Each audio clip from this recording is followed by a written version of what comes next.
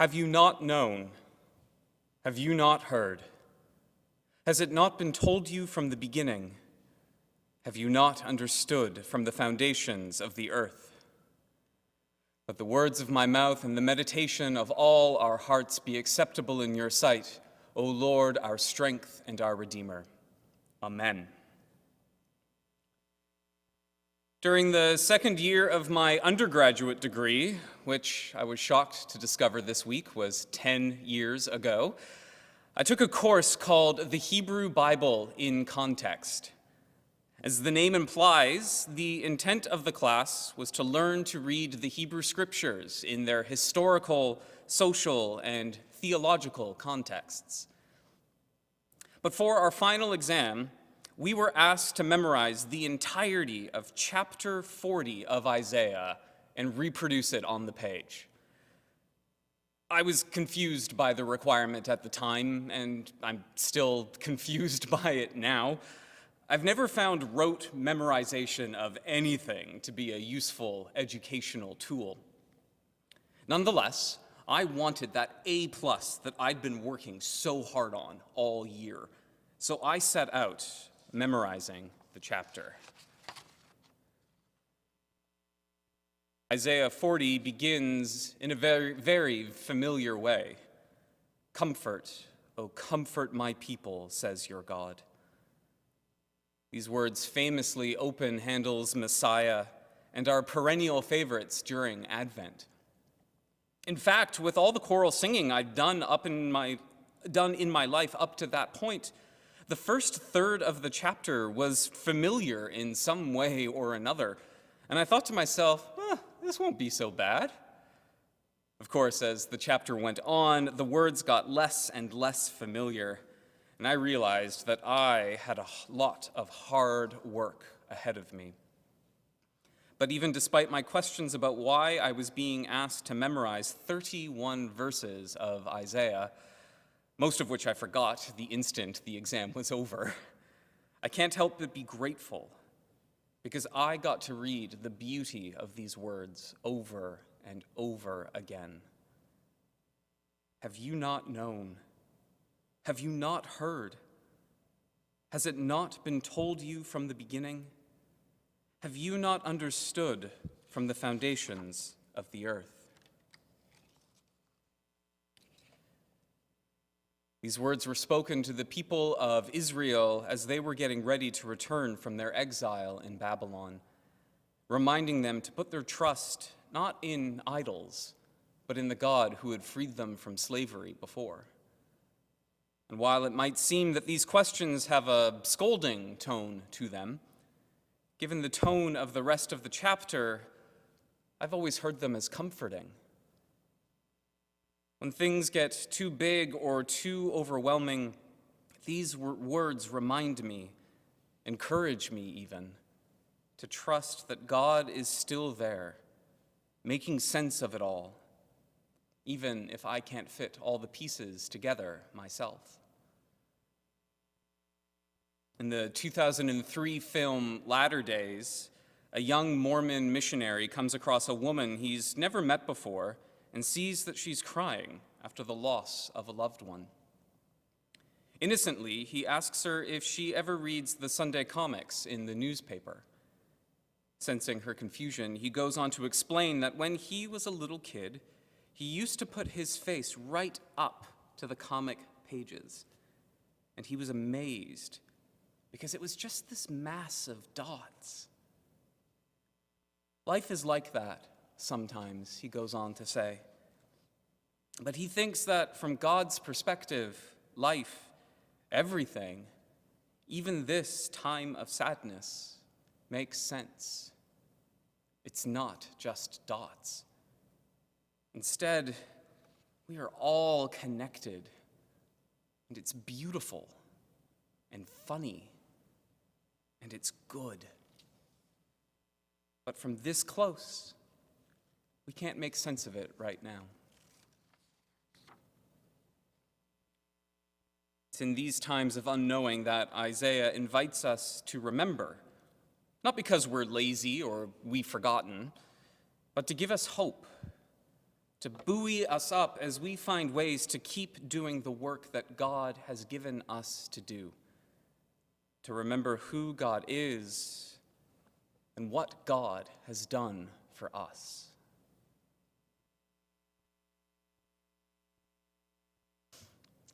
Do you remember parties? Do you remember going to the movies or to the theater? Having a group of friends over for a games night? Or coming to church? Memory is a tricky thing. It can be easy to idealize the past and to wish for everything to be the way it was. Nearly a year has passed since we all first entered lockdown last March. And we are all desperate for things to be like they were before. But the world has changed. Its injustices have been laid bare. The inadequacies of our systems have been called out for everyone to see. Like the people of Israel, we cannot simply go back to how things were. We must discern what new thing God is doing next. In today's passage from Mark, Jesus' companions are forced to go searching for him early in the morning, only to find him praying on his own. In what feels like a moment of frustration, they said to him, "Everyone is searching for you." They want him to come back to where he's already been, to do the things he was doing before, perform more signs, exorcise more demons, give more proof that Jesus really is who they think he is. But that's not what Jesus came to do. "Let us go on to the neighboring towns," Jesus says, "so that I may proclaim the message there also. For that is what I came out to do."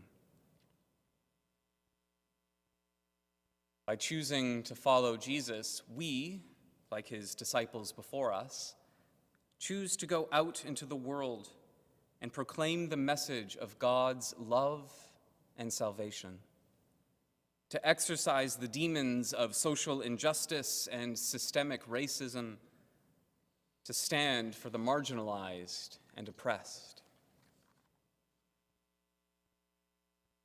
And yet, how do we manage it? How do we change a world that seems so set in its ways? Where do we find the strength to challenge the systems of inequality that our society is built on? Have you not known? Have you not heard?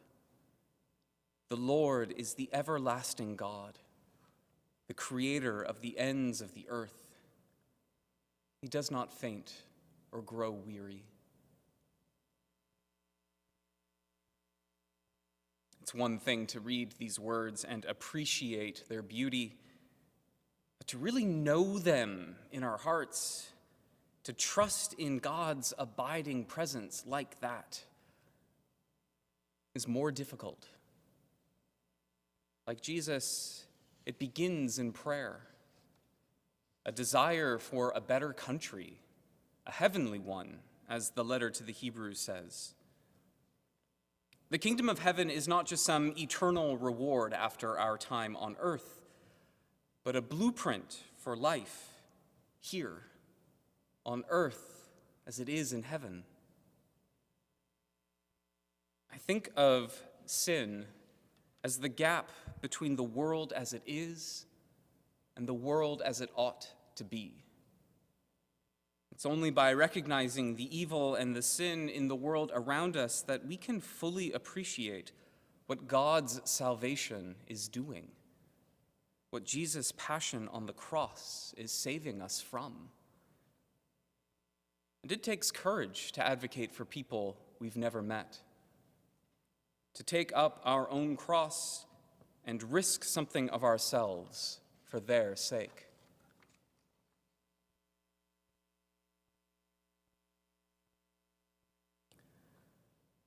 One of the unexpected lessons for the church during this last year has been the sometimes painful reminder that the church is more than a building. The church is its people. Like Jesus, we are called to get out beyond the borders of where we've been and into the regions beyond. Aided by new technologies, we've been finding ways to do just that, to connect with people beyond our doors. And even when we can gather together in person again, these new ways of connecting, of going beyond, will stay with us. And even though I wish it hadn't taken a pandemic for us to learn this, I'm grateful for the lesson all the same. This new world that is waiting for us will be different. Navigating it will not always be easy. But whenever we feel like it might be too much, we can trust that God can make sense of the pieces, that it's not just dots. For God gives power to the faint and strengthens the powerless. Those who wait for the Lord shall renew their strength. They shall run and not be weary. They shall walk and not faint. Amen.